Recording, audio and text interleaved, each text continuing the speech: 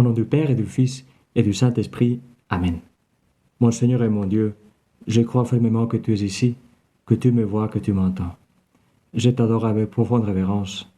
Je te demande le pardon de mes péchés et la grâce de faire avec profit ce moment de prière. Ma Mère Immaculée, Saint Joseph, mon Père et Seigneur, mon ange gardien, Saint Simon et Saint Jude, intercédez pour moi. Au moment de penser à ces moments de prière, je me demandais combien parmi les gens qui prient chaque jour avec les 10 minutes, combien parmi les quelques milliers qui recevez chaque jour ces audios, et aussi l'équipe des prêtres qui vous accompagne, combien d'entre nous ont fait l'objet d'un titre dans un journal?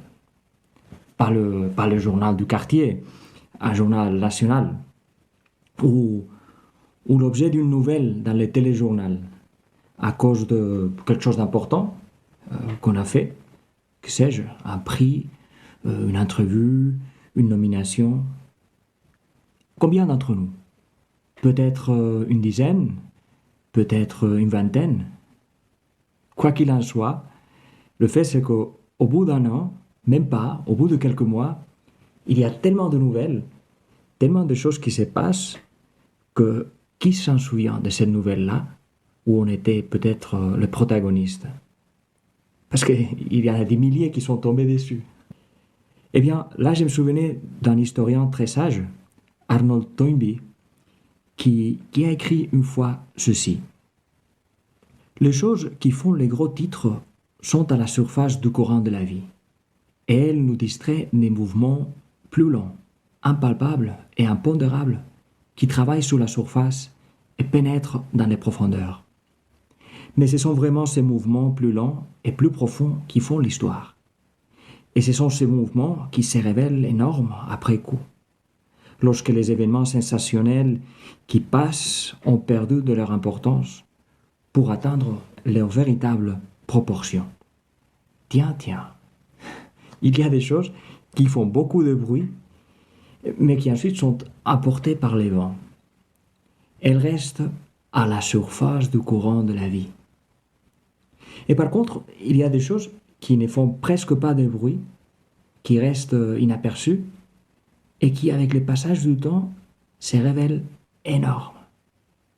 Ce sont des mouvements plus lents et plus profonds, comme les mouvements des plaques tectoniques, qui bougent très très lentement, sans que l'on s'en aperçoive, et du coup, elles peuvent faire un énorme tremblement de terre, qui change tout. Eh bien, Jésus, on est dans des moments mouvementés. Il y a des gens qui gueulent, des gens qui font du bruit, qui remplissent les titres des journaux. Le virus aussi, silencieux comme il fait tellement de bruit et il remplit les titres des journaux, les conversations. Ici, ça amène à un couvre-feu, là-bas, ça fait supprimer des événements, des vols. Quelle histoire! Mais si on fait confiance à cet historien, on devrait dire que de tout ça ne restera pas beaucoup dans l'avenir. Le monde, c'est sûr que le monde va changer avec tout ça. Tout le monde le dit, oui, mais qu'est-ce qui restera de tellement de discussions, des mesures, des débats, des confinements? C'est bien sûr des choses parfois importantes dont il faut s'occuper, mais la vraie direction de l'histoire, ça bouge à un autre niveau, plus profond. Ça bouge, oui, dans les couloirs des hôpitaux, dans les supermarchés, dans les transports publics, mais dans tous ces endroits, ça bouge à un niveau plus profond. Lequel? Eh bien, je vais te le dire aussi avec quelques mots pleins de sagesse, mais cette fois, ce n'est pas un historien qui parle, c'est une sainte. Parce que tu vois, les saints, souvent, voient beaucoup plus en profondeur, parce qu'ils sont plus proches à celui qui tient l'histoire entre ses mains, à Dieu.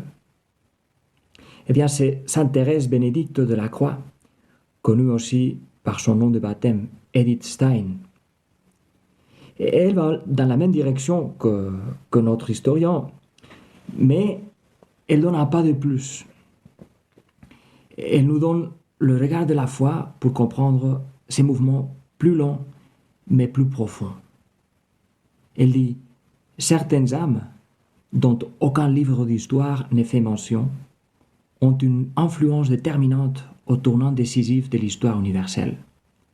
Ce n'est qu'au jour où tout ce qui est caché sera manifesté que nous découvrirons aussi à quelles âmes nous sommes redevables des tournants décisifs de notre vie personnelle. Parfois, on dit qu'une certaine personne, un certain livre, nous a changé la vie. Et c'est vrai, ça arrive. Il y a des choses ou des personnes sur lesquelles on peut pointer les doigts et dire ça ou cette personne-là a été décisive pour moi. Et nous le restons reconnaissants pour ça. Avec un regard de foi, nous dirons Dieu l'a placé à mon côté, cette personne. Et c'est juste, parce qu'il n'y a rien qui lui échappe à Dieu. Seigneur, toi, tu tires des ficelles dans ma vie avec tellement de sagesse. Donc oui, il y a des personnes qu'on peut vraiment pointer du doigt et dire, voilà, quelqu'un qui m'a changé la vie. Mais ensuite, il y a d'autres personnes qui sont en train de changer l'histoire et notre histoire, et nous n'en sommes pas trop conscients, même pas du tout. Nous le saurons, nous dit Sainte Thérèse, au jour où tout ce qui est caché sera manifesté. Eh bien, Saint Simon et Saint Jude, que nous fêtons aujourd'hui, me font penser à ces gens-là.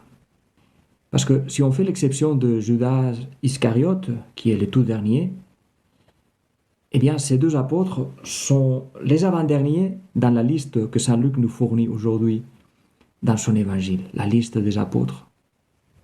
Ils ne sont pas dans les premiers postes, ils n'ont pas écrit d'évangile, ils sont des apôtres, comment dire, normaux. Et par contre, leur vie a été décisive pour nous, pour toi, pour moi. Notre foi en Dieu, notre foi en Jésus, nous l'avons reçue à travers eux. Pas moins qu'à travers Saint Pierre et Saint Paul et Saint Jean. Eh bien, de même que ces deux apôtres low profile, on pourrait dire, de bas profil, il y a plein de pères, de mères, de familles, de fils, de prêtres, de sœurs, énormément de gens qui probablement n'allont pas paraître dans les livres d'histoire, qui n'auront même pas un article sur Wikipédia, mais qui pourront être décisifs pour l'histoire de l'humanité. Et comment ça? Eh bien, par notre union avec celui qui tire vraiment des ficelles de l'histoire. Par notre prière. Ce que nous sommes en train de faire maintenant. Qui prie, qui s'entretient avec Dieu, celui-là, celle-là, est en train de changer le monde à un niveau très profond. Toi et moi, maintenant, nous sommes en train de changer le monde et de nous préparer pour le changer. Parce que c'est sûr, Dieu compte aussi sur toi et sur moi pour que nous bougeons, pour que nous nous faisons entendre. Mais en fait, si notre prière est sincère, si notre prière n'émet pas de filtre à ce que toi, Seigneur, tu veux nous dire, eh bien c'est sûr que tu vas nous encourager à bouger, à nous faire entendre. Faites-vous entendre, disait le pape aux jeunes à Rio de Janeiro.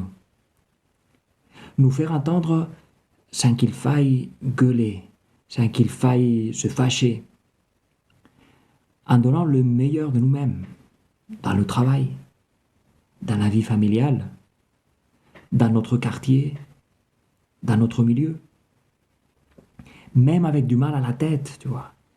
Même avec de la peine à se concentrer ou avec plein de préoccupations, on peut donner le meilleur de nous-mêmes. Parmi tous les tralala de la vie, on peut donner le meilleur de nous-mêmes.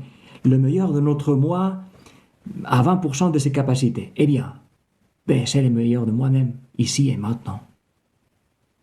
Même là, nous pouvons semer la paix et la joie que Dieu donne à ceux qui s'entretiennent avec lui. Et alors, nous serons décisifs. Je te remercie, mon Dieu, des bonnes résolutions, des actes d'amour et des inspirations que tu m'as communiquées dans cette méditation. Je te demande de m'aider à les mettre en pratique. Ma Mère Immaculée, Saint Joseph mon Père et Seigneur, mon ange gardien, intercédez pour moi.